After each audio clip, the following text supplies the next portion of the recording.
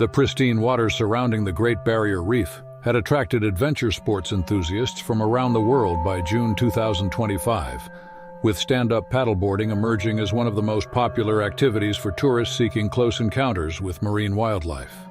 The coral reef system, stretching over 2,300 kilometers along Australia's northeastern coast, provided ideal conditions for water sports with its crystal-clear visibility, moderate currents, and diverse ecosystem.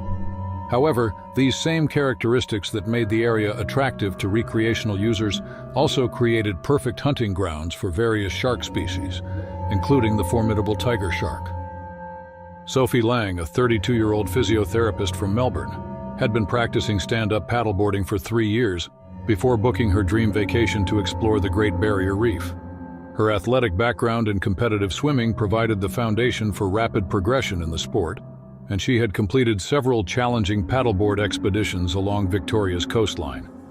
The reef's reputation for exceptional visibility and abundant marine life made it an irresistible destination for someone seeking to combine fitness activities with underwater photography. Sophie had enrolled in a week-long paddleboard touring program operated by an established adventure sports company based in Cairns. The program included daily guided expeditions to different reef locations, each selected for its unique characteristics and marine life populations. Professional instructors accompanied all groups, providing safety oversight and marine biology education, while participants explored shallow reef systems from the surface perspective that only paddleboarding could provide. June 14th marked the 4th day of Sophie's reef exploration program, with conditions appearing ideal for their planned visit to a coral shelf system approximately 15 kilometers northeast of Port Douglas. The water temperature registered at 24 degrees Celsius, with virtually no surface wind and visibility extending beyond 30 meters in all directions. The tour group consisted of 8 participants, plus 2 certified instructors, each equipped with professional-grade paddleboards and emergency safety equipment.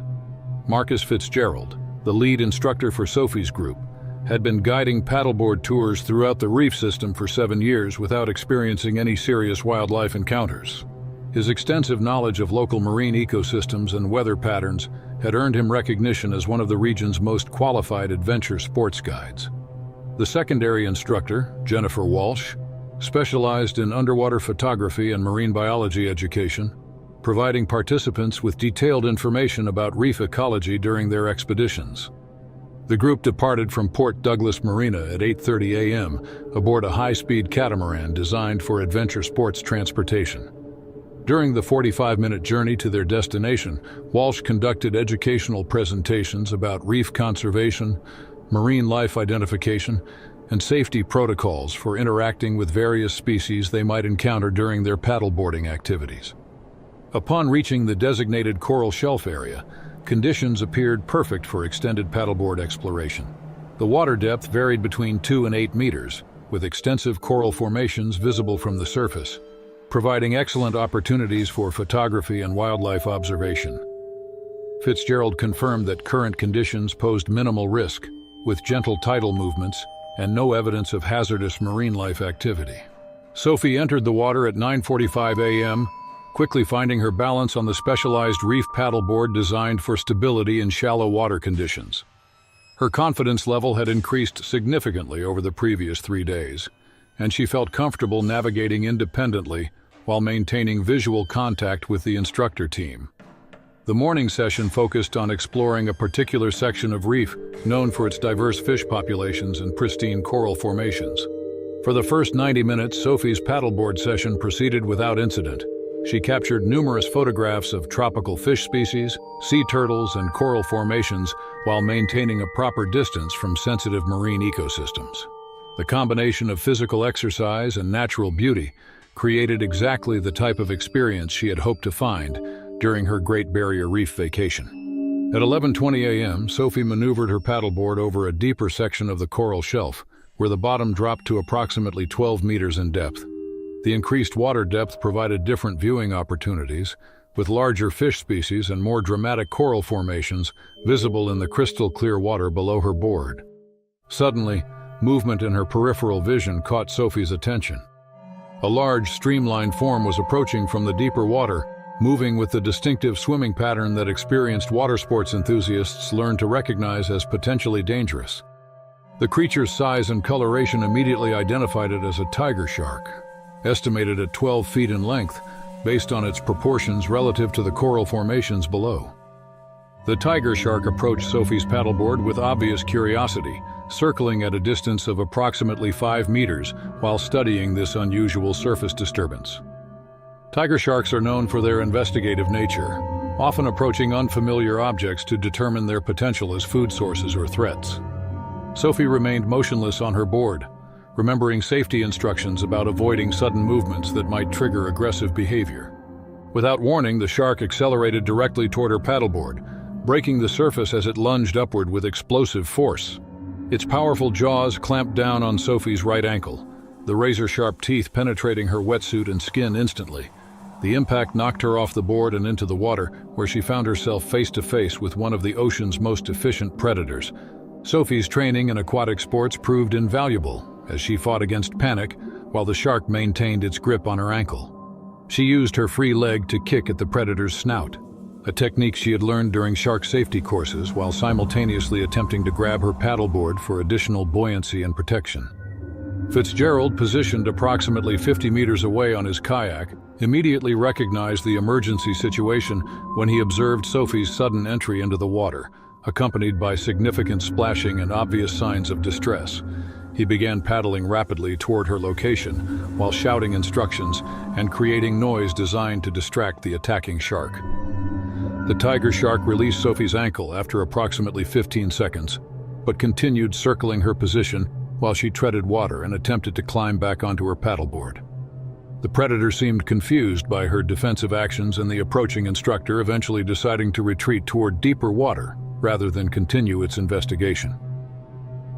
Fitzgerald reached Sophie within 2 minutes of the initial attack, immediately assessing her injuries while helping her maintain position on her paddleboard. The shark bites had caused deep lacerations across her ankle and lower leg, with significant bleeding that required immediate medical attention to prevent further complications. Emergency medical evacuation procedures were initiated immediately, with the tour boat returning to Port Douglas at maximum speed while crew members provided first aid treatment for Sophie's injuries.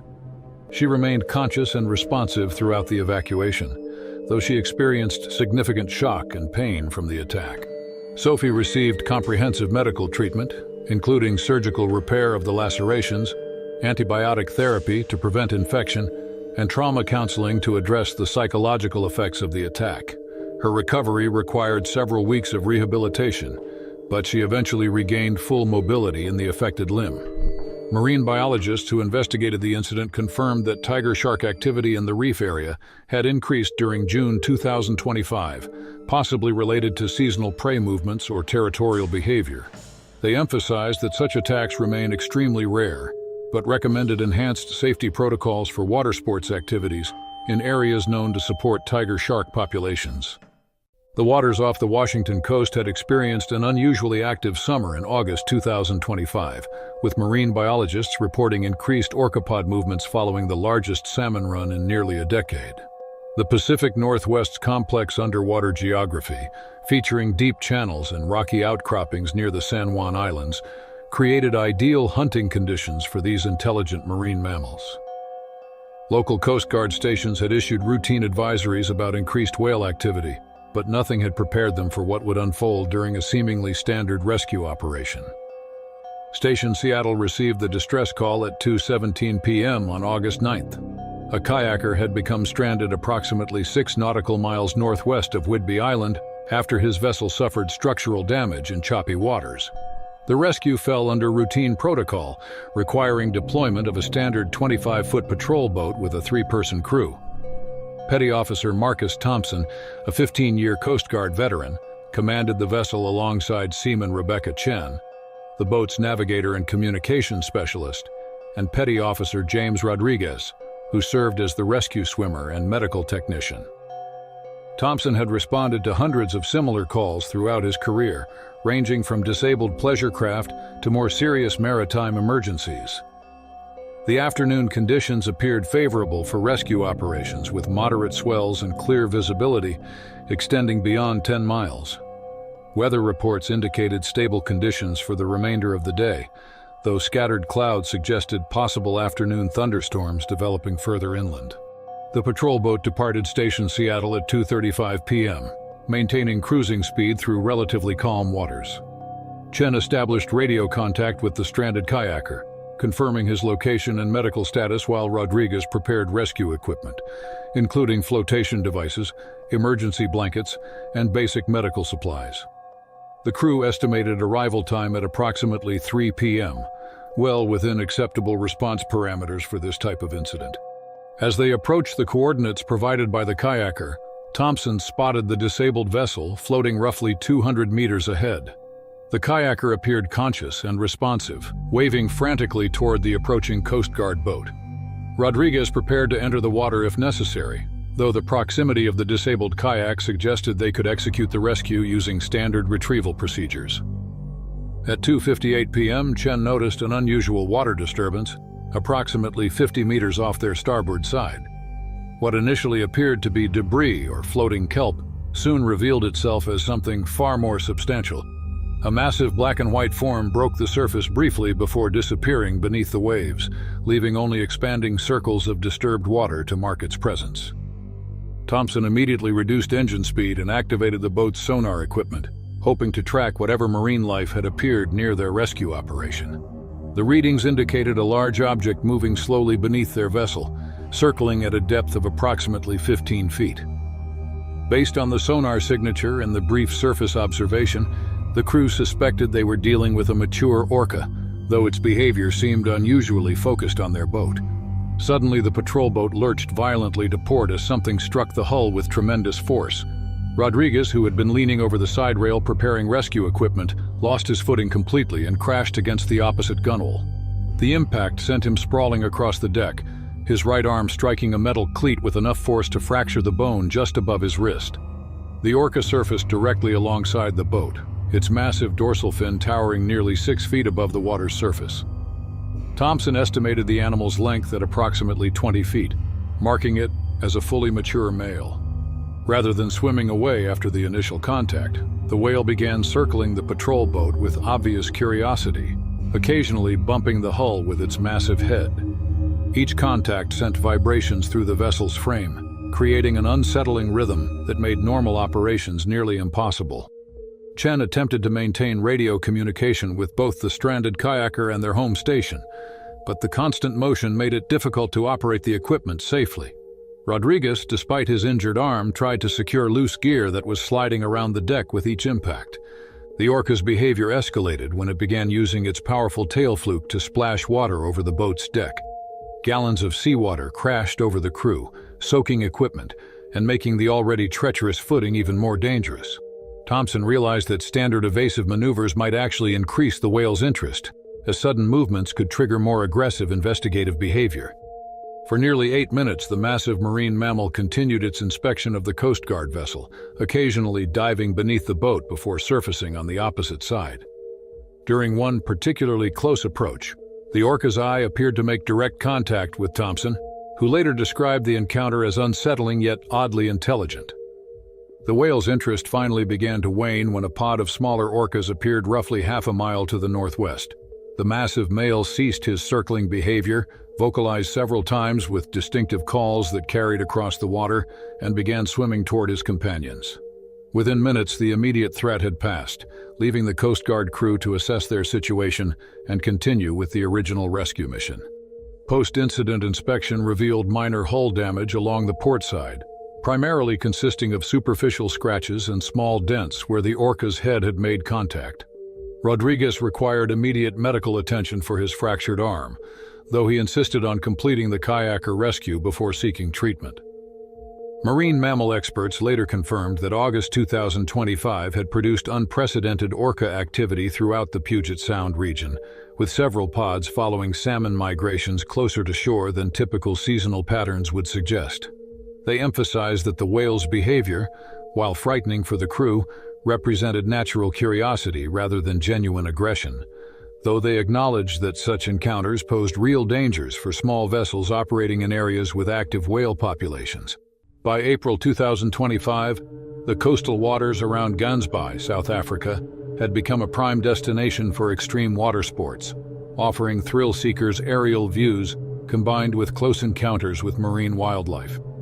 The dramatic coastline, rocky outcroppings, and deep channels created ideal parasailing conditions, but also supported one of the world's largest great white shark populations.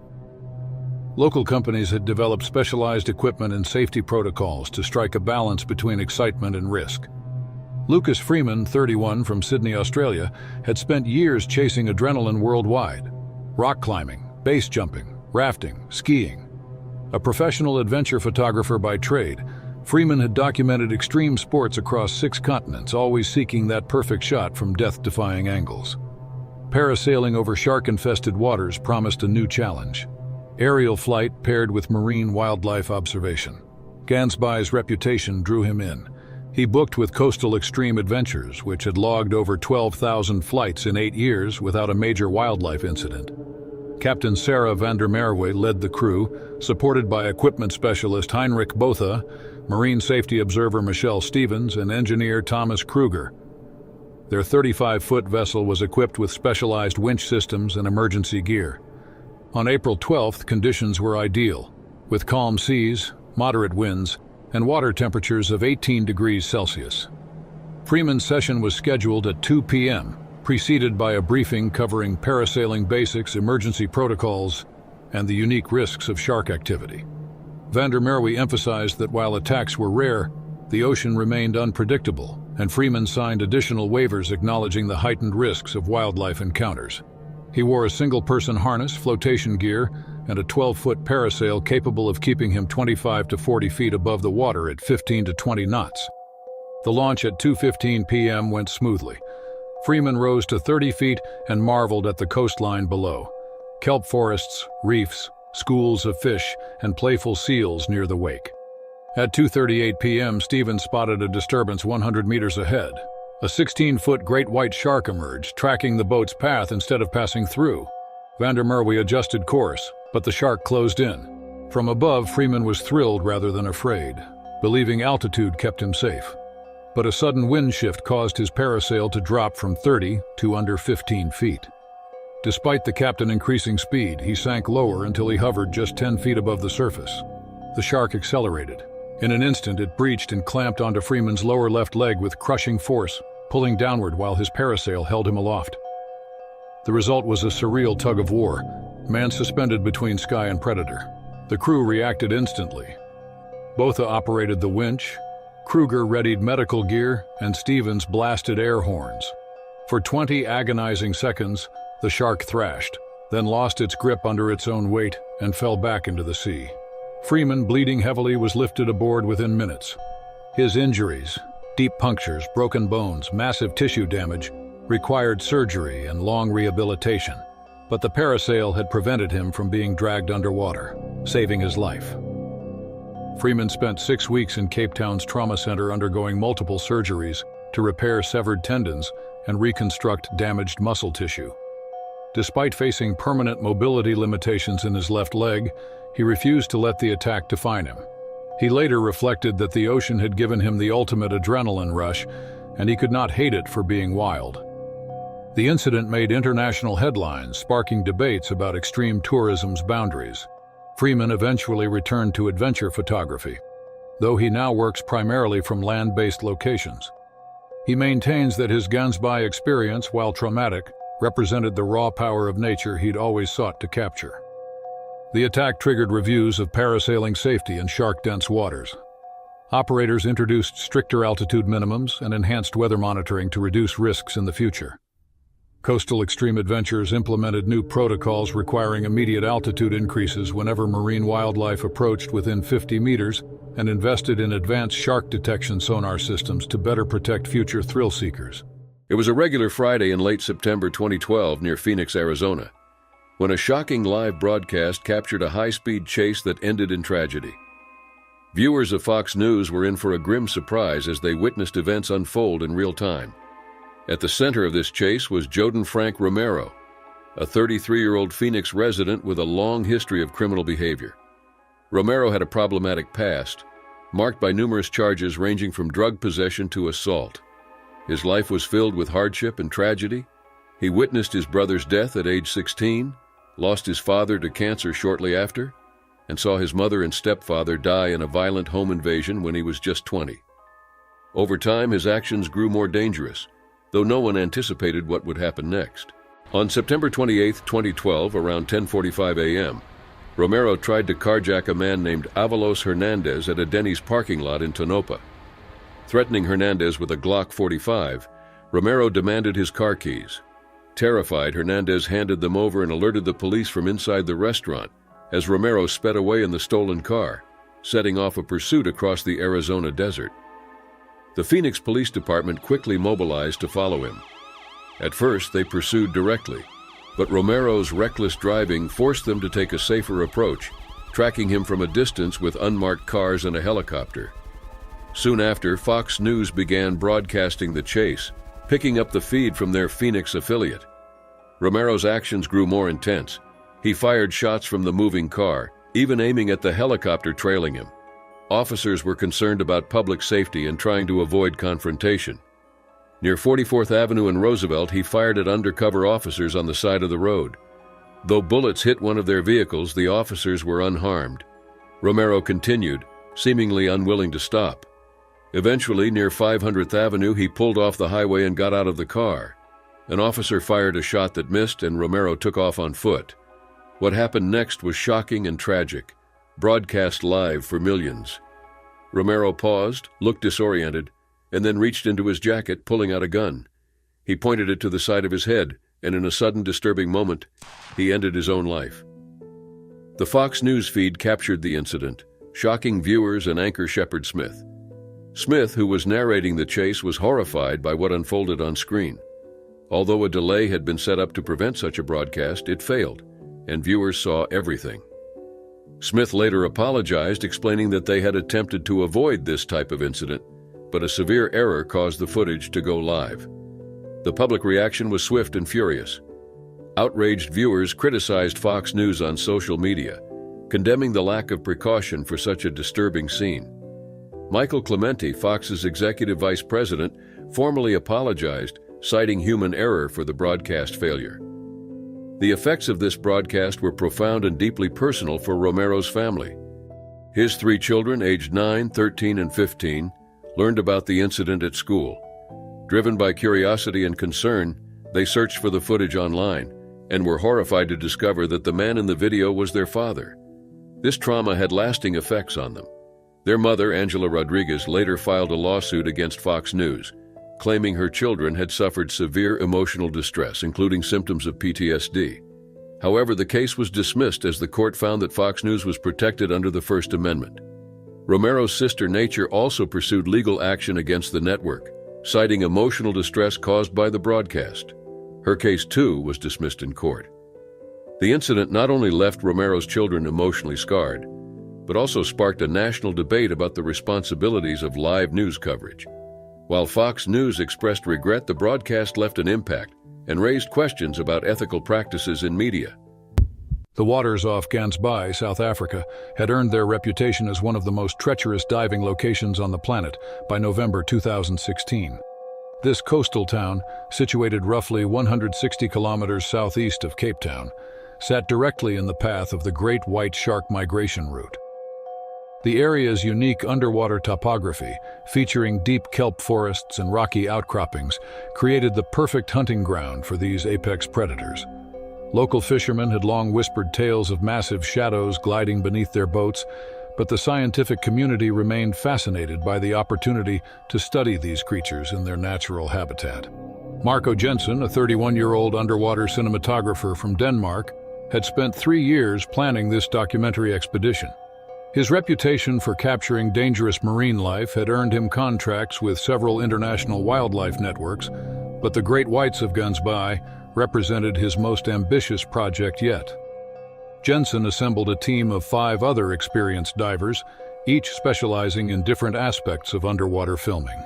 The crew included Hendrik Volker, a German marine photographer known for his close encounter shots; Priya Nandakumar, an Indian-British diving instructor with over 2,000 logged hours; Samuel Cartwright, a British equipment specialist; Isabella Romano, an Italian marine biologist, and Dmitry Petrov, a Russian safety diver whose job involved monitoring the team's air supply and emergency protocols. The morning of November 12th brought unusually calm conditions to the Atlantic waters surrounding Gansby.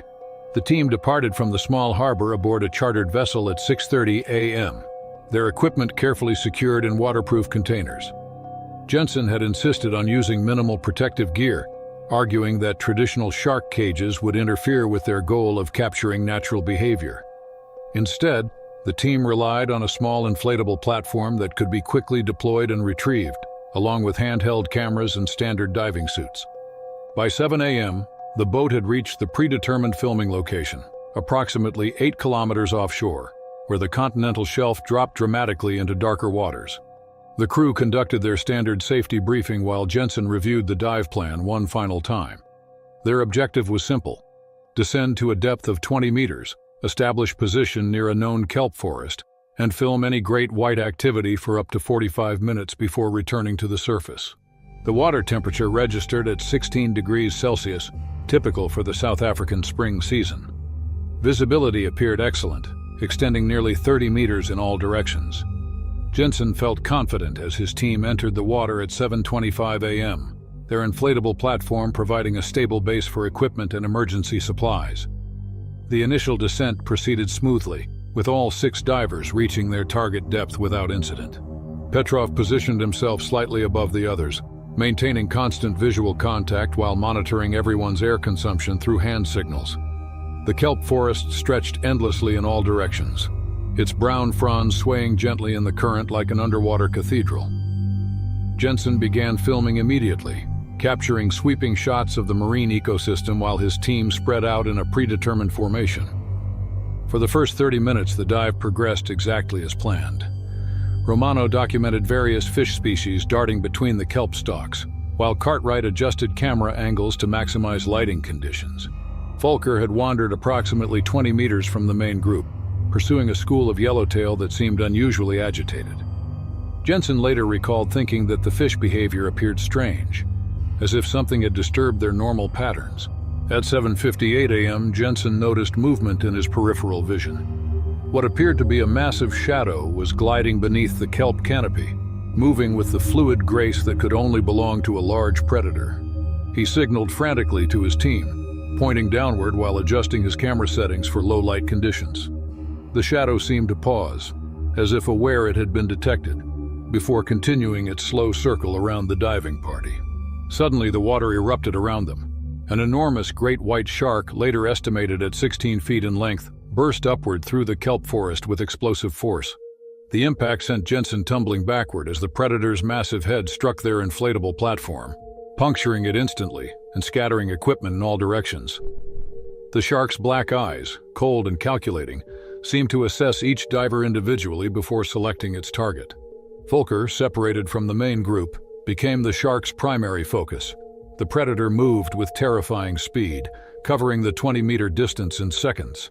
Its jaws, lined with razor-sharp teeth, clamped down on Volker's left leg just above the knee.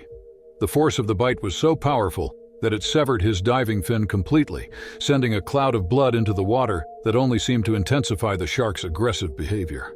Panic erupted among the remaining team members.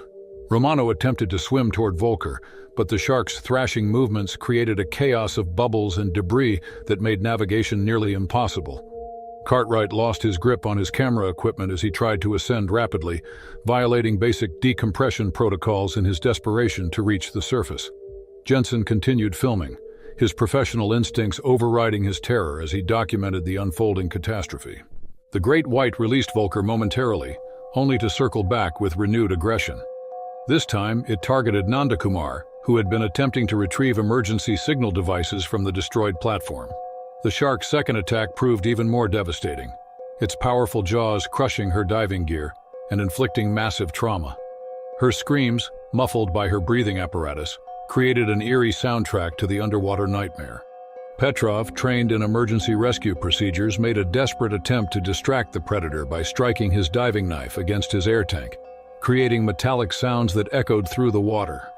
The noise seemed to confuse the shark momentarily, providing a brief window for the surviving team members to begin their emergency ascent. However, the great white quickly refocused its attention, launching a third attack that caught Romano as she struggled with her buoyancy control device. Within 5 minutes of the initial encounter, 3 team members had sustained fatal injuries. Jensen, Cartwright, and Petrov barely reached the surface, clinging desperately to fragments of their destroyed equipment while treading water in the bloodied ocean. The support boat crew, who had been monitoring the dive from above, immediately initiated emergency rescue procedures. Jensen's waterproof camera had continued recording throughout the entire incident, capturing footage that would later be analyzed by marine biologists and safety experts worldwide. The horrifying sequence showed the massive shark's calculated approach, the explosive violence of its attacks, and the complete helplessness of even experienced divers when confronted by such raw predatory power. Local authorities responded within 30 minutes, but recovery efforts for the 3 victims proved challenging due to continued shark activity in the area. Maritime rescue services eventually retrieved the bodies, though the psychological impact on the survivors would last far longer than their physical injuries. The incident prompted immediate investigations into great white behavior patterns around Gansbai. Marine biologists confirmed that November 2016 had seen unusually aggressive shark activity throughout the region, possibly related to changes in prey distribution or territorial disputes among competing predators. The documentary footage, despite its tragic circumstances, provided valuable scientific data about great white hunting strategies and attack patterns. Jensen never returned to underwater filming, instead dedicating his career to shark safety education and promoting protective equipment standards for marine documentary crews. The coastal waters surrounding Gansbai, South Africa, had established themselves as the premier destination for cage diving with great white sharks by July 2017. This fishing village, positioned along the country's southern coastline approximately 170 kilometers from Cape Town, benefited from unique oceanic conditions that attracted massive populations of these apex predators. The convergence of warm Indian Ocean currents with cold Atlantic waters created an ecosystem rich in seals, the primary food source for great whites, making encounters virtually guaranteed for commercial diving operations. Richard Harrison, a 42-year-old mechanical engineer from Birmingham, England, had spent 2 years planning this family vacation to coincide with his teenage children's summer break. His wife, Margaret, aged 39, worked as a secondary school mathematics teacher and shared his enthusiasm for marine wildlife. Their children, 16-year-old Daniel and 14-year-old Emma, had initially shown reluctance about the cage diving experience, but gradually warmed to the adventure after months of their father's persistent enthusiasm. The Harrison family had booked their expedition through a well-established local operator that maintained an exemplary safety record, spanning nearly 15 years of commercial cage diving operations. The company's standard equipment consisted of reinforced steel cages measuring 8 by 6 by 8 feet, built from heavy-gauge metal bars spaced 4 inches apart to prevent sharks from entering while still providing excellent visibility for photographers and observers. July 15th brought ideal conditions for shark cage diving, with calm seas, excellent visibility extending beyond 20 meters, and water temperatures hovering around 15 degrees Celsius. The tour boat departed from Gansbai Harbor at 7 a.m., carrying 12 passengers, including the Harrison family, along with a crew of 6 experienced guides and safety personnel. Captain Willem Snyman, a veteran of over 3,000 cage diving expeditions, commanded the vessel while his team prepared chumming equipment designed to attract great whites to the diving area. The boat reached the designated diving location at 8:30 a.m., positioning itself over a shallow reef, approximately 12 kilometers from shore. This particular site had earned recognition for consistent great white activity, with depth ranges between 15 and 25 meters, providing ideal conditions for both shark observation and diver safety. The crew immediately began deploying chum lines, releasing carefully measured amounts of fish blood and oil to create scent trails that would draw predators from considerable distances. Within 30 minutes, the first great white appeared on sonar readings, circling the vessel at a depth of approximately 20 meters. Crew members confirmed the shark's presence through surface observations, estimating its length at roughly 14 feet based on dorsal fin characteristics and body proportions. Additional sharks arrived over the next hour, creating the perfect conditions for cage diving operations to begin. Richard Harrison volunteered his family for the second group of divers, explaining to his children that the anticipation would make their experience more memorable. They donned the provided wetsuits, masks, and breathing apparatus while crew members conducted mandatory safety briefings covering hand signals, emergency procedures, and proper behavior inside the protective cage. At 10:45 a.m., the Harrison family entered the reinforced cage, which had been lowered to a depth of 8 meters using the boat's hydraulic winch system. The cage's design allowed for multiple viewing angles while maintaining structural integrity against potential shark contact. Richard positioned himself near the front opening, eager to capture photographs of any approaching predators, while Margaret and their children distributed themselves along the sides for optimal viewing positions. The underwater visibility proved exceptional, allowing the family to observe the ocean environment in remarkable detail. Schools of yellowtail moved through the water column, while occasional seals appeared in the distance, their presence indicating the likelihood of shark encounters. Daniel later reported that the initial 15 minutes underwater felt like swimming inside an aquarium, with marine life appearing completely natural and unafraid of their presence. At 11:02 a.m., a massive great white shark emerged from the depths, approaching the cage with obvious interest in the occupants. Richard estimated the predator's length at 18 feet, making it one of the largest specimens he had observed during their South African vacation. The shark circled slowly, maintaining a distance of approximately 3 meters while studying the unusual underwater structure. Richard became increasingly excited by the photography opportunities, leaning closer to the cage's front opening to capture detailed images of the approaching predator. Margaret later recalled warning her husband about positioning himself too close to the bars, but acknowledged that his enthusiasm had overcome his usual caution. Daniel and Emma pressed against the opposite side of the cage, fascinated by their first close encounter with such a magnificent predator. Without warning, the great white accelerated directly toward the cage, striking the reinforced structure with tremendous force. The impact bent several of the front bars inward, creating gaps larger than the original 4-inch spacing. Richard's right arm, which had been extended outside the cage while adjusting his camera settings, became trapped between the twisted metal bars as the shark's momentum carried it past the opening.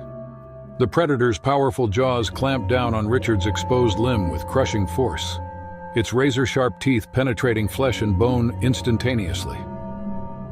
Margaret and the children watched in horror as he struggled against the shark's grip, his muffled screams creating streams of bubbles that rose toward the surface.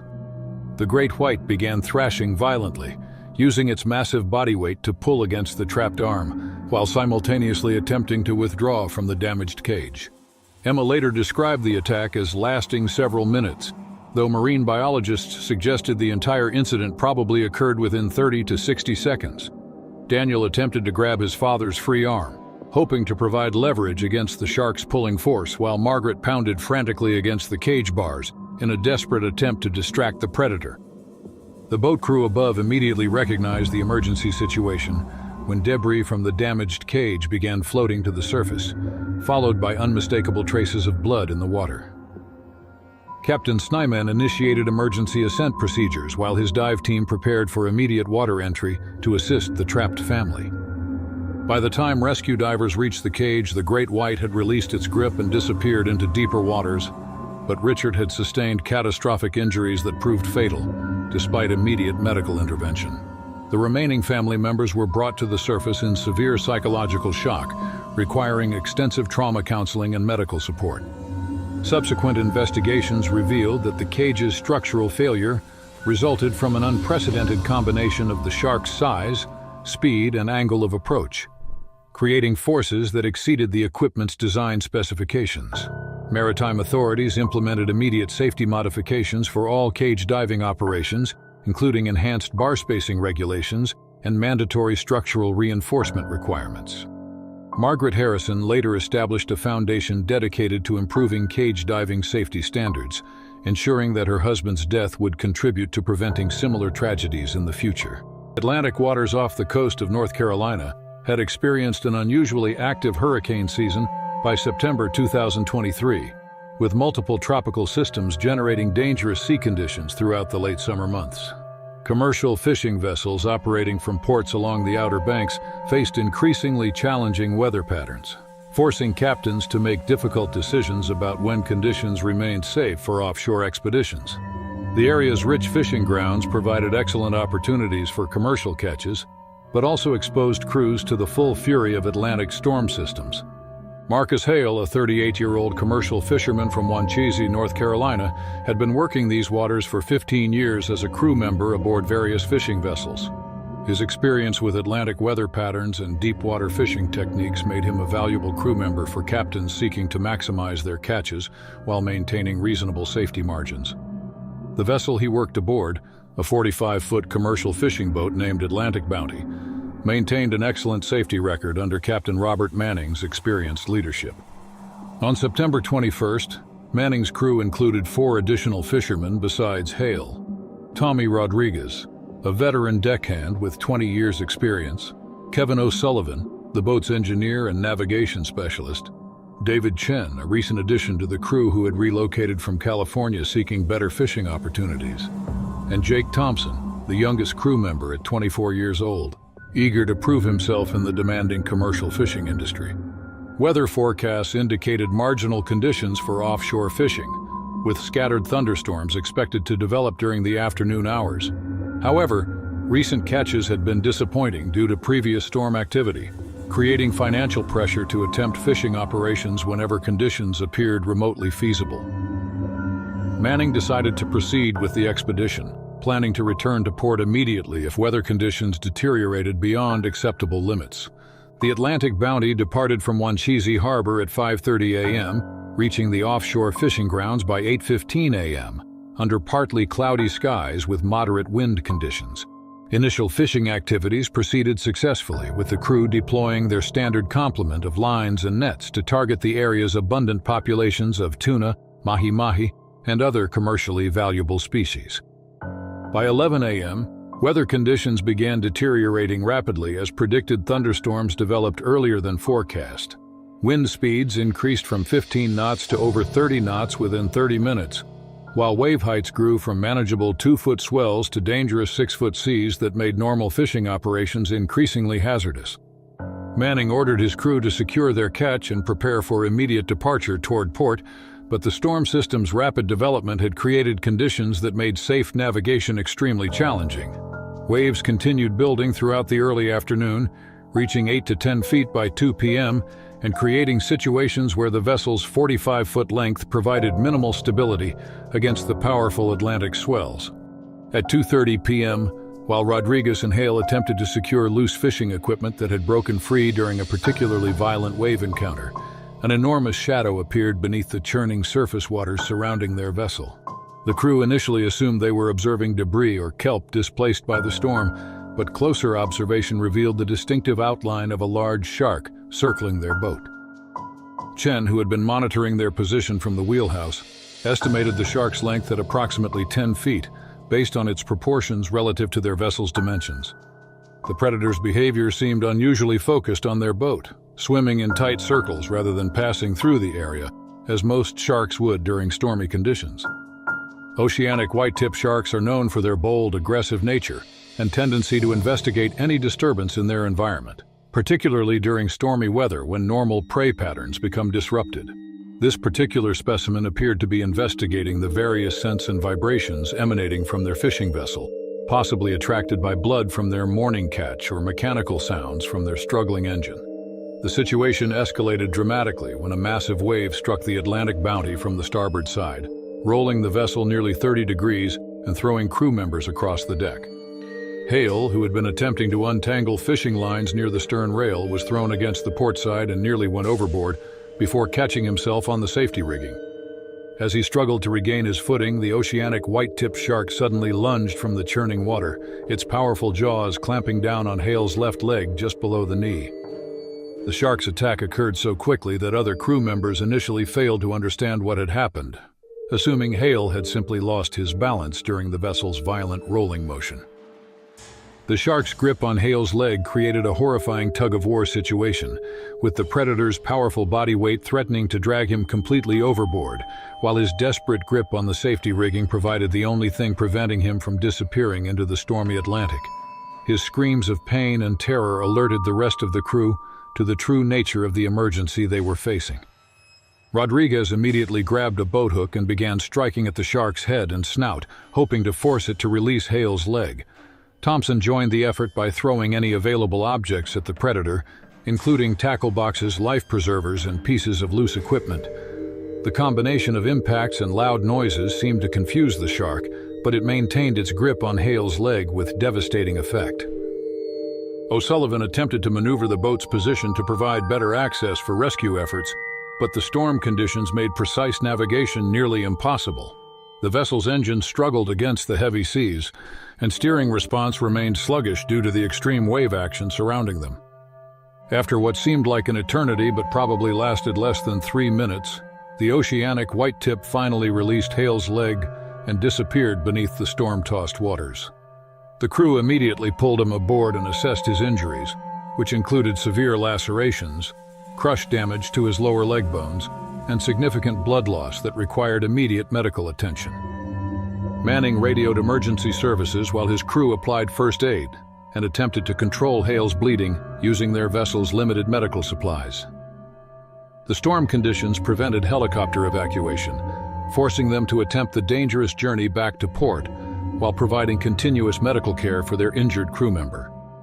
The Atlantic Bounty reached Wanchese Harbor at 6:45 p.m., where emergency medical personnel immediately transported Hale to a regional trauma center for comprehensive treatment. His injuries required multiple surgical procedures and extensive rehabilitation, but he eventually recovered sufficiently to return to modified fishing duties. Marine biologists who investigated the incident confirmed that oceanic white-tip sharks become increasingly aggressive during stormy weather, when disrupted prey patterns and increased environmental stress can trigger unusual behavior. They noted that commercial fishing vessels present multiple attractants for these predators, including fish blood, mechanical vibrations, and human activity that can stimulate investigative behavior. It was the morning of August 26, 2015 in Roanoke, Virginia. For viewers of WDBJ-7, it seemed like a regular broadcast. Reporter Allison Parker, 24, and cameraman Adam Ward, 27, were conducting a live interview with Vicki Gardner, a local Chamber of Commerce director, at the scenic Smith Mountain Lake in Moneta, Virginia.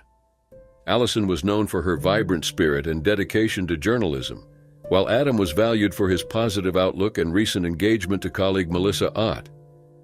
Together they were a promising pair, but this routine broadcast quickly turned tragic. At around 6:45 a.m., Allison was mid-interview with Gardner when a man in black approached from behind. The broadcast, initially peaceful, was interrupted by loud, unexpected sounds that threw the scene into chaos. The attacker, later identified as Vester Lee Flanagan, had approached and started shooting. The scene aired live, shocking viewers before the broadcast abruptly ended. Gardner, who was hit, lay still on the ground, hoping to avoid further harm. She survived after undergoing emergency surgery. Tragically, Allison and Adam did not survive. Allison passed away almost instantly, while Adam succumbed shortly after. Viewers in the newsroom were left stunned, struggling to process the tragedy. In the aftermath, the WDBJ-7 team discovered the attacker was a former colleague. Vester Lee Flanagan, who also went by the name Bryce Williams, had once worked as a reporter at WDBJ-7 before leaving in 2013. Known for a history of conflicts and tense interactions with co-workers, Flanagan often displayed volatile behavior and was let go after repeated disputes. Over time, Flanagan had built up resentment toward Allison and Adam. In a manifesto, he outlined grievances against them, though these accusations were found to be baseless. Further investigation showed Flanagan had a similar record of conflicts at previous stations, leading to dismissals elsewhere. Following the incident, Flanagan fled in a rented car. Hours later, he uploaded footage of the event to social media, a move that added to the pain for the victims' families and friends. He also posted messages attempting to rationalize his actions, though investigators concluded his motives were rooted in long-standing personal struggles rather than any specific incident involving Allison or Adam. Police tracked Flanagan's car on the highway, but before they could apprehend him, he crashed his vehicle. In his final moments, he took his own life, leaving a community devastated by his actions. Allison and Adam's deaths had a powerful impact not only on WDBJ-7 but also across the country. Both were respected young journalists with careers just beginning. WDBJ-7's general manager Jeff Marks expressed the station's heartbreak, noting the deep affection the WDBJ-7 team had for them and the profound sorrow felt throughout the organization. A memorial honored Allison and Adam, attended by family, friends, and colleagues. Adam's fiancée, Melissa Ott, who had witnessed the event from the control room, was deeply affected.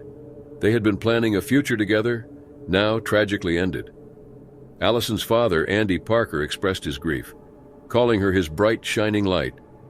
Determined to take action, he advocated for reducing harmful content on social media. Mr. Parker worked to have footage of the event removed from platforms, but despite his efforts, it continued to reappear, compounding the family's pain. Mr. Parker filed complaints with the Federal Trade Commission against platforms like YouTube and Facebook, holding them responsible for allowing such content to circulate. He argued that these companies had a duty to shield families from the trauma of seeing such footage repeatedly shared. In 2021, Mr. Parker continued his advocacy, calling for new laws to hold social media companies accountable for managing violent content. He stressed that posting violent content was not free speech. It was harmful, emphasizing the importance of stronger regulations to protect others from similar grief in the future. It was November 22, 1963 in Dallas, Texas. Lee Harvey Oswald, a 24-year-old former Marine, stood by a sixth-floor window of the Texas School Book Depository with a rifle. Crowds below had gathered to see President John F. Kennedy's motorcade pass by, unaware they were about to witness one of the most shocking moments in American history. At 12:30 p.m., 3 shots were fired. The first missed, but the second and third struck the president. Kennedy slumped in the back seat of his convertible, his wife Jacqueline at his side. Texas Governor John Connally, who was also in the car, was injured but survived. Kennedy was rushed to Parkland Memorial Hospital, where he was pronounced dead at 46. News of his death quickly spread, leaving the nation and the world in shock. Oswald, accused of committing the act, had lived a complicated and turbulent life. Born in New Orleans on October 18, 1939, he lost his father before birth, leaving his mother Marguerite to raise him and his brothers alone. The family moved often between New Orleans and New York. As a teenager, Oswald became withdrawn and became interested in socialist and communist ideologies, beliefs that would shape his future. In 1956, Oswald joined the U.S. Marines, where he demonstrated skill in marksmanship but often faced disciplinary issues. His fascination with communism only grew during this time, leading him to defect to the Soviet Union in 1959. Oswald settled in Minsk, where he married Marina Prusakova, a Russian woman. However, dissatisfaction with life in the USSR led him to return to the U.S. with his family in 1962. Once back in America, Oswald's behavior became increasingly concerning. He supported pro-Cuba movements, acquired firearms, and attempted to target a prominent public figure, General Edwin Walker, in April 1963, though he was unsuccessful. By the time of Kennedy's visit to Dallas, Oswald was working at the Texas School Book Depository and had reportedly brought his rifle to work on that day. After the shots rang out, Oswald fled the scene. When Dallas police officer J.D. Tippit confronted him, Oswald allegedly acted in self-defense and managed to escape, only to be apprehended later in a nearby theater. The nation was desperate for answers, but the story was far from over. On November 24, 1963, as Oswald was being transferred from the Dallas police headquarters to the county jail, millions watched live on television as Jack Ruby, a local nightclub owner, approached and fatally shot Oswald in front of cameras. Oswald was rushed to Parkland Memorial Hospital, where he was pronounced dead. Jack Ruby was a familiar figure in Dallas's nightlife scene and had connections with local law enforcement. Born Jacob Rubenstein, Ruby ran several clubs and had a complex reputation. His reasons for ending Oswald's life led to numerous theories. While Ruby claimed his actions stemmed from deep sadness over the president's passing, many believed he might have been trying to prevent Oswald from revealing more about the events of November 22nd. Ruby's trial in 1964 drew national attention. His lawyer, Melvin Belly, argued that Ruby was mentally unstable, an unusual defense strategy at the time. Witnesses, including Ruby's former girlfriend and rabbi, described his emotional turmoil before and after the event. Despite this defense, Ruby was found guilty and sentenced to death. His conviction was later overturned on appeal, and he was granted a retrial. However, Ruby never returned to court. He was diagnosed with cancer while still in prison and died in 1967. With both Oswald and Ruby gone, many questions remained unanswered. The Warren Commission, tasked with investigating the assassination, concluded that Oswald acted alone. However, countless theories emerged over the years, with some suggesting Oswald might have been part of a larger plot involving organized crime, intelligence agencies, or even foreign governments. Others speculated that Ruby's actions might have been motivated by more than grief, hinting at possible cover-ups. Ruby's niece later suggested that her uncle's actions were driven by a mixture of grief and emotional distress, not part of a complex plot. Yet, the live broadcast of Ruby's actions solidified his role in history as the man who ended Oswald's life, adding another layer of mystery to the tragedy. If Oswald had survived to stand trial, he might have shared details that could have changed our understanding of the events surrounding Kennedy's death. Could this have dispelled some of the conspiracy theories that still endure? The events of November 1963, involving the tragic loss of both Kennedy and Oswald, continue to spark debate and curiosity. Even as the Warren Commission's report attempted to offer closure, the mystery surrounding that day in Dallas lingers, keeping this chapter of history alive. It was April 15, 1984, in Westminster, London. British comedian and magician Tommy Cooper, beloved for his towering figure, red fez, and comedic failed magic tricks, was performing live on the variety show Live from Her Majesty's at Her Majesty's Theatre. An audience of 12 million tuned in to see the show, but what they saw instead was a heartbreaking event forever etched in television history. Cooper's act centered on his famous magic cloak routine, where he humorously pulled a series of props from his cloak, each item more surprising than the last. The show's host, Jimmy Tarbuck, assisted Cooper by handing him props behind the curtain, adding to the comedy's timing. The audience laughed as Cooper clumsily handled the items, staying true to his act. Then suddenly Cooper dropped to his knees and remained seated upright. The crowd continued laughing, assuming this was part of his routine. But backstage, his son Thomas and the show's producer, David Bell, grew alarmed. Cooper had chronic back issues, so his son knew he wouldn't have chosen to drop down in this way. The sense of worry backstage proliferated. As Cooper stayed motionless, the broadcast cut to an unscheduled commercial.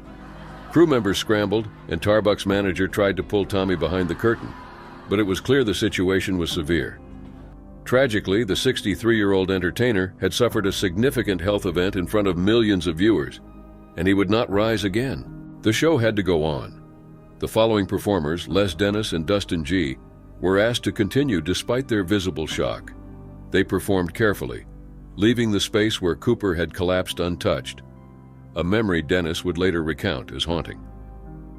Cooper was quickly rushed to Westminster Hospital, where attempts to revive him failed, and he was pronounced dead shortly after arrival. Though official news of his passing came the next day, fans who watched the show knew something terrible had happened. Tommy Cooper's sudden loss shocked the entertainment world. He had been a fixture of British comedy since the 1950s, known for his chaotic but lovable style. Born on March 19, 1921 in Glamorgan, Wales, his talent for humor was evident even during his army service, where soldiers laughed at his failed tricks. His signature phrase, "Not like that, like this," became central to his comedic act, and by 1952 his show It's Magic established him as a comedy icon. Over the years, Cooper's reputation only grew. Though he appeared on television less frequently by the early 1980s, his final performance on Live from Her Majesty's became famous for its tragic ending rather than for laughs. In the wake of his passing, people began to wonder if anything could have prevented this tragedy. Some speculated that his lifestyle might have contributed to his health issues, as Cooper was known to smoke and drink heavily. Could his health have been managed differently? The role of the live audience also raised questions. Their laughter, assuming his fall was part of his act, masked the situation's urgency. Had they noticed sooner? Could the show have paused and allowed for a quicker response? These unanswered questions lingered with those there and for viewers who witnessed it at home. For Cooper's family, the loss was incredibly profound. His wife, Gwen, and children, Victoria and Thomas, were deeply affected by his passing. Tragically, his son Thomas also passed away a few years later due to health issues, adding another layer of grief to the family's history. Despite the sadness surrounding his passing, Tommy Cooper's influence on comedy has remained strong. His red fez and unique humor are fondly remembered, symbolizing an era of classic entertainment. Many comedians still cite him as an inspiration. Though his final moments were tragic, Cooper's legacy continues to bring joy to audiences. His last performance reminds him of life's unpredictability, a night that began with joy and laughter, ending in a tragic loss that remains a memorable part of television history.